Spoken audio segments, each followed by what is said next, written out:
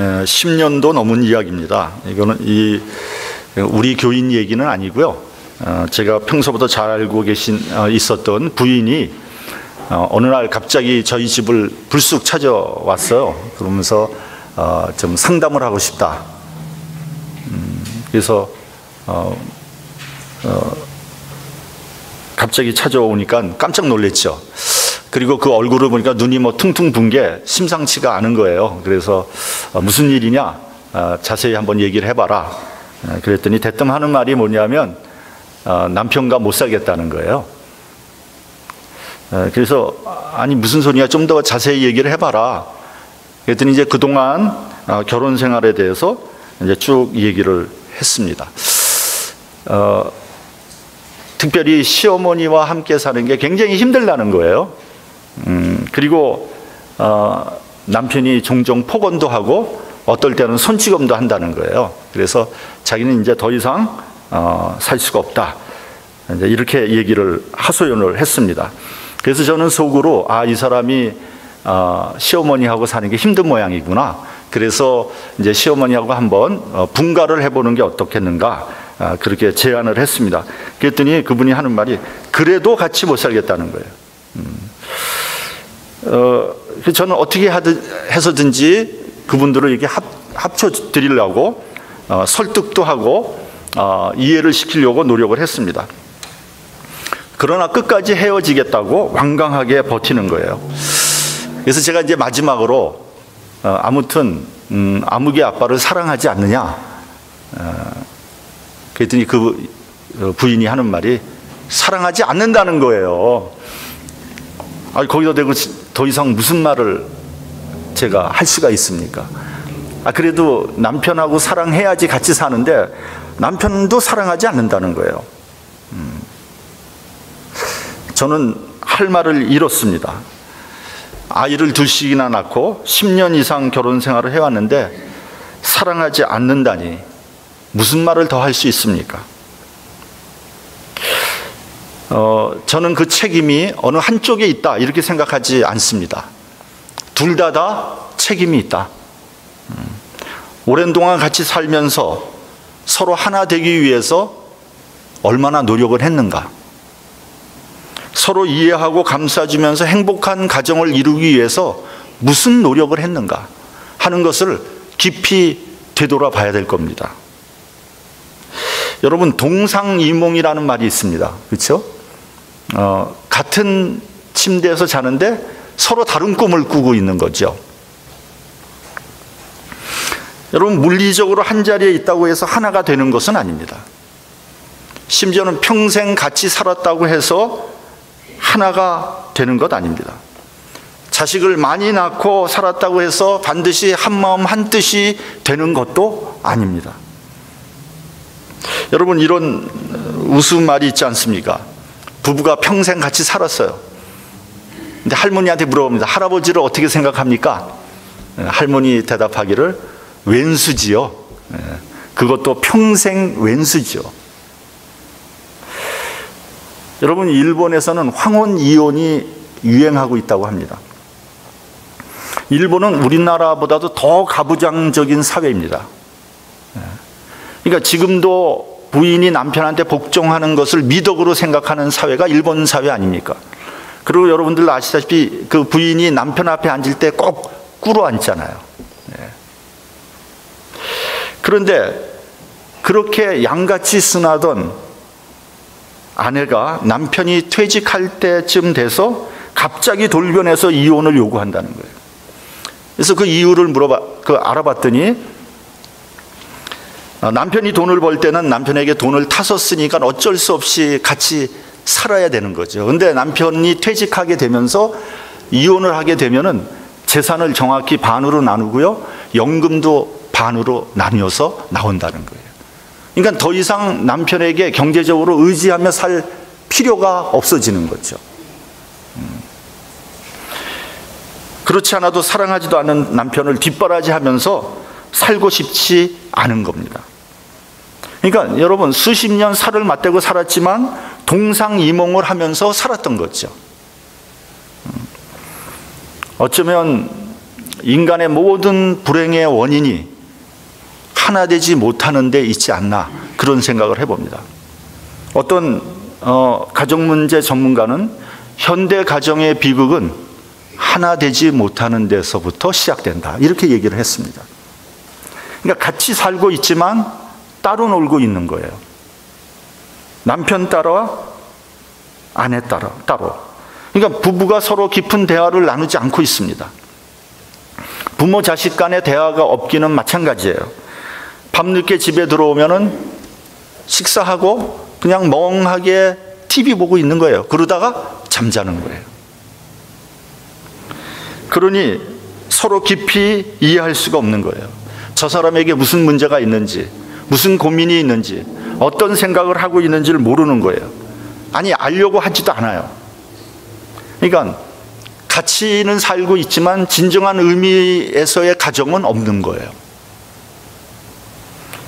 가족들이 서로 룸메이트 정도의 관계를 맺고 있는 거예요. 룸메이트. 오다 가다 만나는 룸메이트 정도의 관계를 맺고 있는 가정.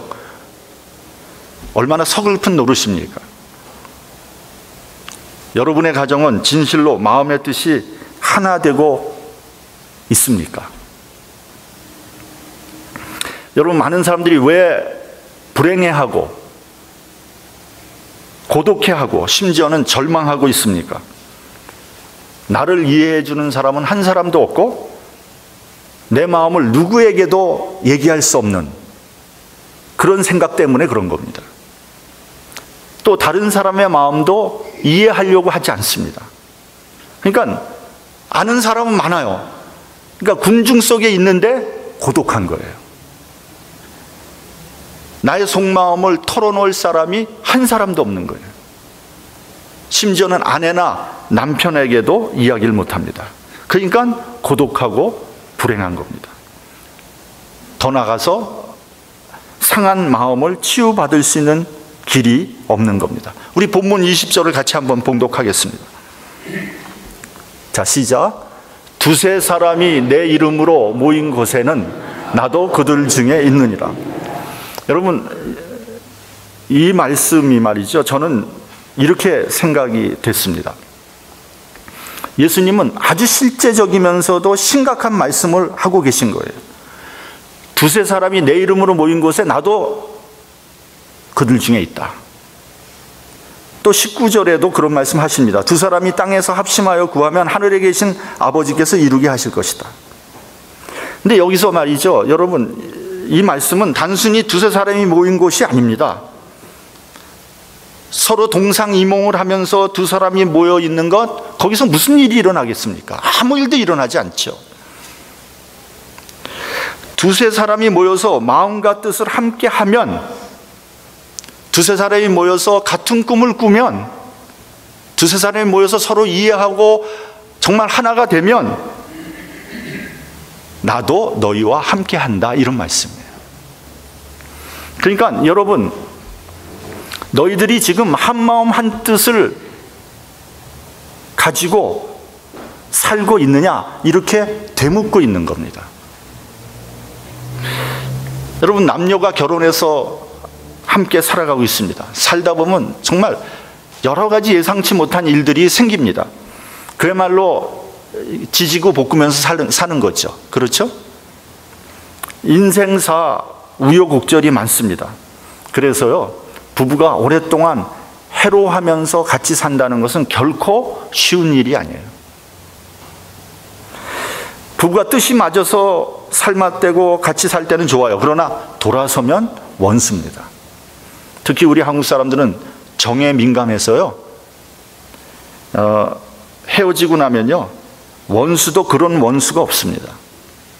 서양 사람들은 요즘 냉정해서, 요즘 말로 얘기하면 쿨해서 헤어지고 나서도 친구처럼 지낸다 그러는데, 우리 한국 사람들은 절대로 그런 일은 없습니다. 근데 여기서요, 저는 자신 있게 말할 수 있습니다. 아무리 힘들고 복잡한 세상이라고 해도 부부가 합심해서 살면 이 세상 살아볼 만한 세상입니다. 거기에는요, 낭만도 있고요, 또 소망도 있습니다. 그 대신 조건이 있습니다. 서로 진실해야 되고 정직해야 합니다. 남편과 아내가 서로 진실해야 되고 정직해야 돼요. 숨기는 것이 없어야 돼요. 여러분, 그렇게 살 수 있는 방법이 무엇입니까? 우리가 주님 안에서 살면 그것이, 그렇게 사는 것이 가능해지는 거예요. 창세기에 아담과 하와가 죄를 짓기 전의 모습을 이렇게 말씀하고 있습니다. 아담과 그 아내 두 사람이 벌거벗었으나 부끄러워 아니하니라. 둘이 다 벗었지만 부끄러워하지 않았습니다. 꺼리끼는 것이 없다는 말이에요. 얼마나 아름다운 모습입니까? 그렇다고 해서 벌거벗고 살라는 것은 아니고요. 여러분, 무엇을 벗어야 되는지 아세요?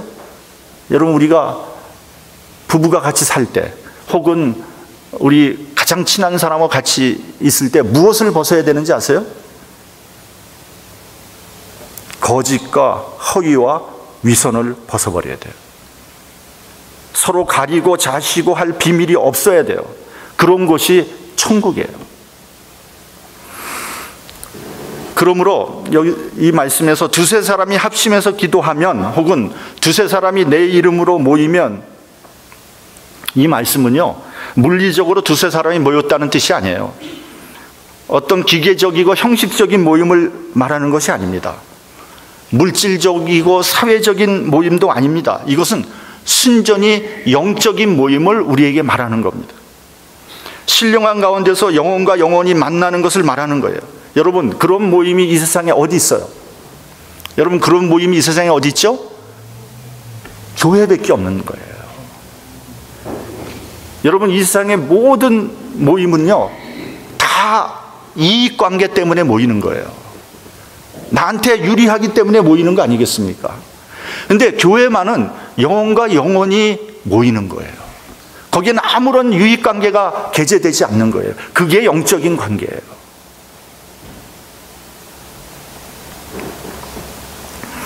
교회가 영적인 모임이 될 때 서로 이해할 수 있게 되고요, 서로 용납하게 되는 겁니다. 교회 안에서 작은 천국이 이루어지는 거예요. 그러나 교회에서 이해관계가 생기고 서로 유불리를 따지게 될 때 교회는 사회적인 조직으로 전락되고 마는 거예요. 그래서 교회에서 상처를 받고 실망하는 것은 교회가 인간적이고 사회적인 조직으로 전락했다는 증거가 되는 거예요. 교회가 영적인 모임으로 바뀔 때 교회에서 서로 이해할 수 있게 되고요, 용서하게 되고요, 사랑하게 되는 거예요. 그래야지 거기서 치유가 일어나는 거예요. 영적인 치유가요. 그런 교회가 은혜가 넘치는 교회입니다. 미국에 있는 어떤 대형 교회에서 목사님을 청빙했습니다. 교회가 큰 교회예요. 그래서 수많은 목사들이 응모를 했어요. 거기 보니까 설교도 잘하고 학벌도 좋고 박사학위도 받고 이런 목사님, 훌륭한 목사님이 응모를 했어요. 그래서 여러 목사 중에서 그 사람을 뽑았습니다. 모든 성도들이 다 좋아했어요. 그래서 이제 마지막으로 그 목사님과 장로님들하고 마지막 미팅을 하는데, 목사님이 이렇게 얘기를 하는 거예요. 뭐라 그러냐면, 나 정도 되면 자기는 이 이상의 월급을 받아야 된다, 사례를 받아야 된다. 지금 이 교회에서 제시하는 사례는 너무 적습니다. 근데 그 교회가 결코 적은 액수를 어퍼하지 않았거든요. 장로님들이 상의를 한 결과 그 목사님의 청빙을 취소하기로 결정을 했어요. 왜요? 목사님이라면 영적인 분이어야 되는데 너무 세상적인 모습이 보인 거예요. 실망한 거예요.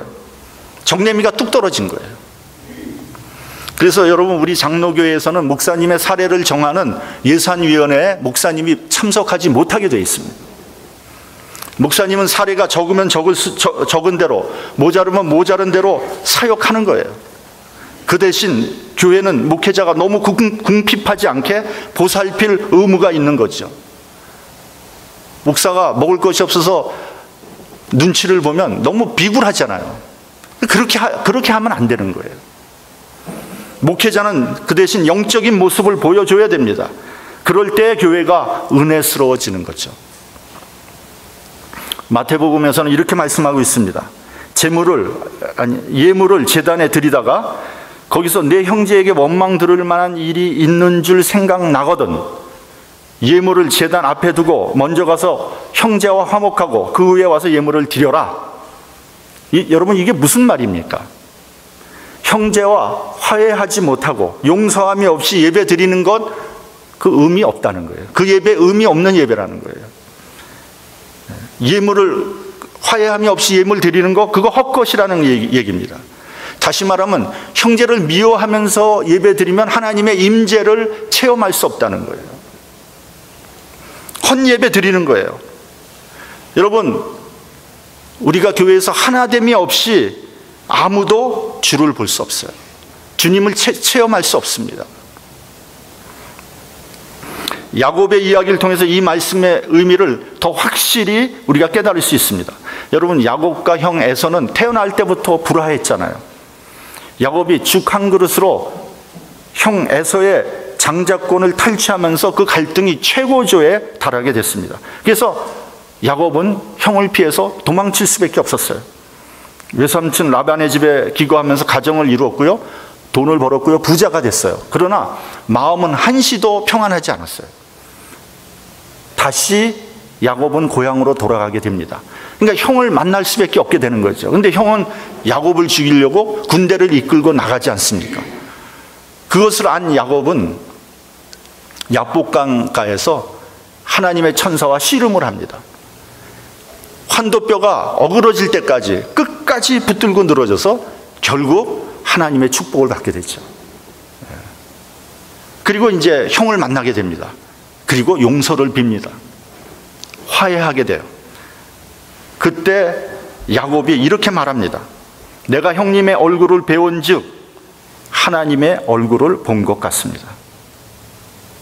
형하고 화해하고 나니까 그제서야 하나님의 얼굴을 본 것 같았다는 거예요.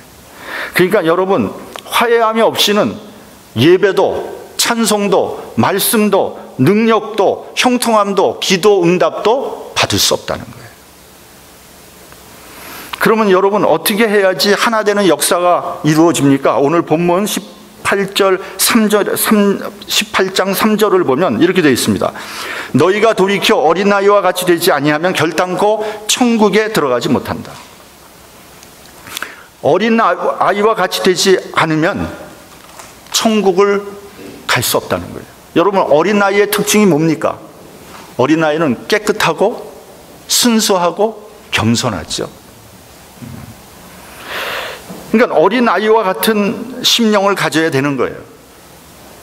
우리 교회 그 모든 분들 보면 다 심령이 순진하고 깨끗하고 겸손해요. 그런데 그 중에서도 또 아주 어린아이와 같은 그런 심령을 가지고 계신 분이 계세요. 제가 누구라고 얘기는 하지 않겠습니다. 남자분이에요. 그런데 우리 남자분 중에서 제일 연세가 높으신 분이에요. 그분 얼굴 표정을 보면 너무 깨끗하고 순수해요.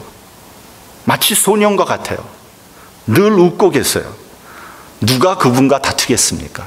여러분, 다툼이 이루어지지 않죠? 다툼이 이루어지지 않아요. 정말 심령이 어린아이와 같은 그런 분입니다.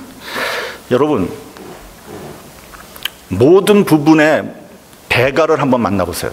어떤 이 세상에서 일가를 잃은 사람 한번 만나보세요. 굉장히 겸손합니다.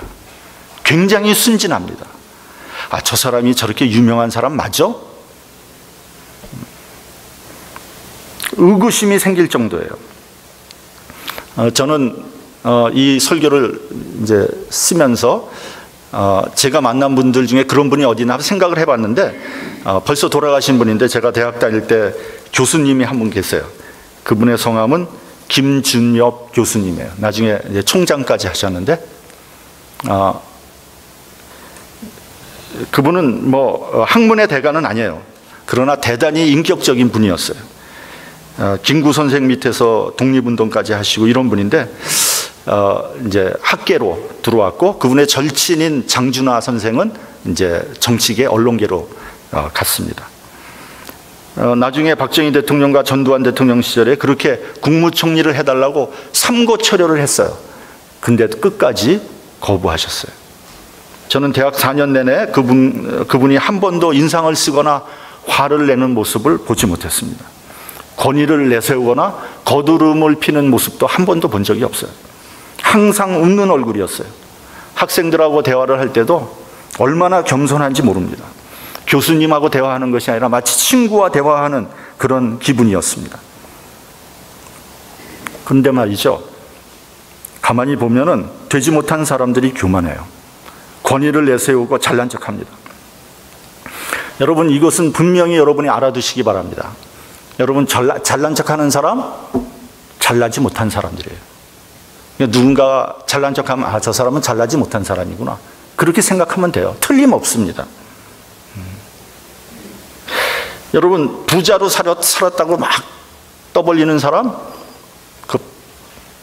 영 시원치 않게 살았다고 생각하면 틀림없어요. 진짜 부자로 사는 사람 얘기 안 합니다. 내가 높은 벼슬을 했다고 얘기하는 사람, 그거 다 시원치 않은 사람들이에요. 그러니까 가만히 보면 다 위시리스트예요. 내가 그렇게 되고 싶었다는 거지 그렇게 됐다는 건 아니에요. 오해하지 마시기 바랍니다. 저 사람 되게 높았던 사람. 아니, 천만의 말씀. 그러니까 아무것도 아니면서 권위를 내세우고 잘난 척하는 거예요. 본문 15절을 보면 이렇게 되어 있습니다. 본문 15절 우리 함께 한번 봉독하죠. 시작. 내 형제가 죄를 범하거든 가서 너와 그 사람과만 상대하여 권고하라. 만일 들으면 네가 내 형제를 얻은 것이요. 16절.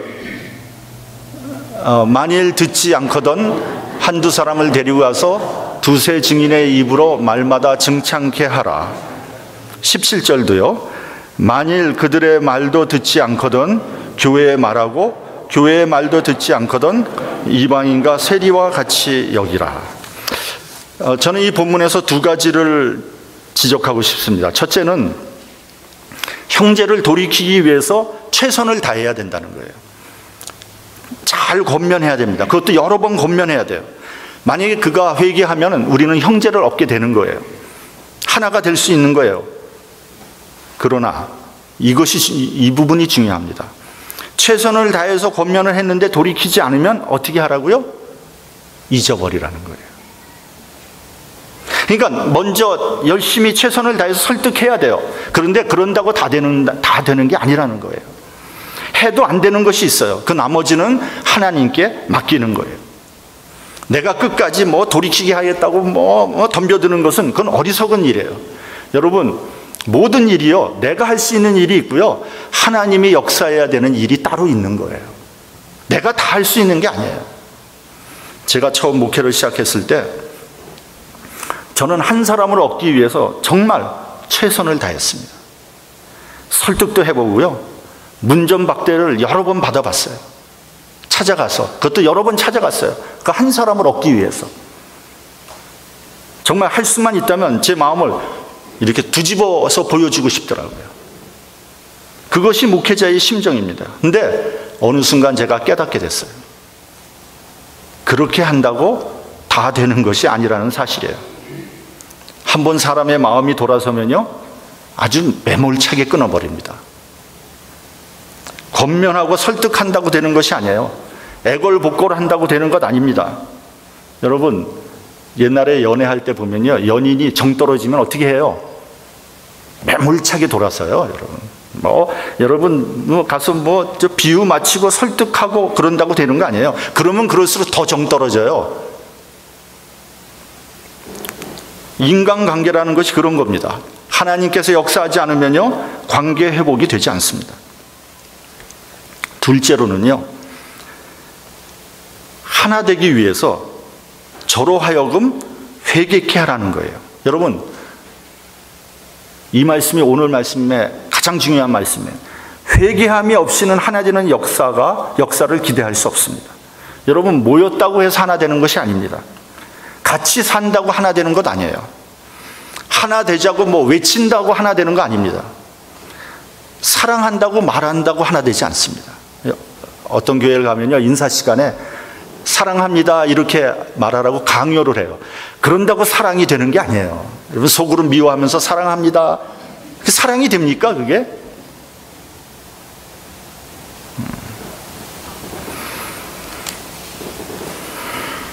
회개할 때 하나 되는 역사가 일어나는 겁니다. 진정으로 미안합니다, 제 잘못입니다, 용서해 주세요라고 진심으로 서로 말할 때 하나가 되는 거예요. 하나님 안에서 마음을 열고 서로를 용납할 때 하나 되는 겁니다. 오직 회개하는 심령 속에 하나됨이 있는 것이고요, 그 속에 하나님께서 임재하신다는 거예요. 20절을 보면요, 두세 사람이 내 이름으로 모인 곳에 나도 그들 중에 있다고 말씀하셨습니다. 내 이름으로 모인 곳에 라고 되어 있어요. 예수의 이름으로, 원어의 뜻을 보면요 이런 뜻이에요. 예수 때문에, 이런 뜻입니다. 그러니까 여러분, 내가 억울한 일을 당했어요. 도저히 참을 수가 없어요. 근데 예수님 때문에 참는다는 거예요. 내가 저 사람을 이해하고 용납할 이유가 없어요. 그러나 예수 때문에 이해하려고 하고 용납하려고 하는 겁니다. 내가 손해보고 피해를 당해야 될 하등의 이유가 없습니다. 그러나 예수님 때문에 손해를 기꺼이 보겠다는 겁니다. 내가 저 사람을 사랑하고 용서할 이유가 없지만 주님의 영광을 위해서 사랑과 용서를 베푸는 겁니다. 그럴 때 하나 되는 역사가 일어나는 거죠. 그렇다고 해서 온통 손해만 보고 피해만 당하는 것은 아닙니다. 예수님 때문에 기꺼이 손해를 볼 때 주님께서 나에게 은혜를 주십니다. 충만함을 주시죠. 주님의 사랑으로 채워주십니다. 주님의 이름으로 모이고 주님의 이름 때문에 이름만을 높이려고 할 때 주님께서 함께 하시는 겁니다. 그렇게 약속을 해주셨어요. 온유함과 겸손한 마음으로 주님의 이름만을 높이려고 할 때 주님께서 함께 하십니다. 주님께서 함께 하실 때 주님의 평강과 능력과 또 주의 생명의 역사가 나타나게 되는 겁니다. 여러분, 여러분의 마음에 그리스도께서 임재하시기를 원하십니까? 여러분의 가정이 그리스도께서 다스리기를 원하십니까? 여러분의 인간관계 속에서 주님께서 동행하기를 원하십니까? 우리 교회에 그리스도의 영광이 충만하기를 원하십니까? 먼저 내가 어린아이와 같은 심령이 되어야 합니다. 온유하고 겸손해야 됩니다. 그래서 하나 되는 역사가 일어나야 됩니다. 그럴 때 주님께서 우리와 함께 하실 겁니다. 주님께서 나를 용서하신 것과 같이 나도 상대방을 용서해야 됩니다. 주님께서 나를 사랑하신 것과 같이 우리도 이웃을 사랑해야 됩니다. 그럴 때 우리에게 하나 되는 역사가 일어나고요, 그럴 때 우리의 기도가 응답받게 되는 겁니다. 우리가 하나 됨으로써 주님과 동행하는, 주님과 함께하는 저와 여러분이 되시기를 주의 이름으로 간절히 축원합니다. 기도하겠습니다.